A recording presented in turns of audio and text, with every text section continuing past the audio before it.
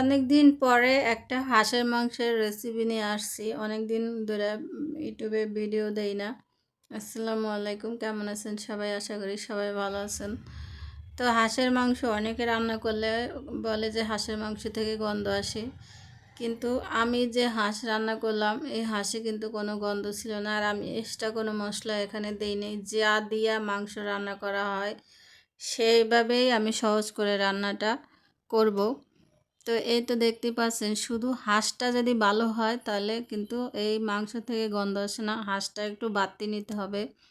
হাঁসটা আপনি 5 থেকে 6 মাসের হাঁস, এই হাঁসগুলো বেশি বাড়তি হয়। 3-4 মাসের হাঁস তেমন একটা বাড়তি হয় না, ওই হাঁসগুলো থেকে গন্ধ আসে। আর ওই হাঁসগুলোর ভিতরেই বেশি পশম থাকে, ওইগুলো পরিষ্কার করতে অনেক কষ্ট আছে। যাই হোক, এখন আমি এখানে সব মশলা দিয়ে দিলাম।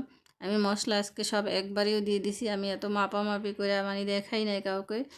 তো এখানে আদা বাটা, রসুন বাটা, জিরা বাটা, আর হলো ধনের গুঁড়া, মরিচের গুঁড়া, হলুদের গুঁড়া, লবণ, তেল, পেস্ট পরিমাণ মতো দিয়ে আমি মশলাটা ভালোভাবে কষিয়ে নেব। দেখতে পাচ্ছেন এই যে মশলার কালার, তো দেখলে বোঝা যায় যে মশলা সব ঠিকঠাক আছে।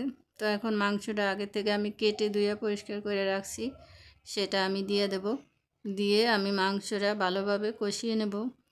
এই মাংস আমি যতক্ষণ এই মাংস থেকে তেল ছেড়ে না দেবে ততক্ষণ পর্যন্ত আমি মশলা কষাবো, এই মাংসটা কষাবো। আমি এর ভিতর এত তাড়াতাড়ি পানি দেব না। এই যে দেখতেই পাচ্ছেন মাংসের কালারটা খুব সুন্দর আসছে আর মাংস থেকে তেল ছেড়ে দিয়েছে, তার মানে মশলাটাও কষানো হয়েছে আর মাংসটাও সুন্দরভাবে কষানো হইতেছে। এভাবে করে আমি মাংসটা ভালোভাবে কষিয়ে নেব।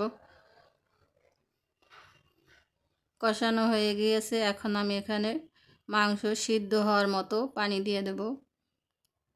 এখানে আমি আর একটু পানি দিয়ে দেব, যত মাংস আমি শুধু কষাইছি, রান্না করার জন্য পানি দিয়ে দেব।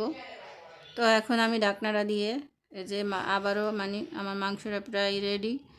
মানে এখন আমি এখানে একটু নেড়ে ছেড়ে দেব। দেখতেই পাচ্ছেন মাংসটা প্রায় সিদ্ধ হয়ে আসছে।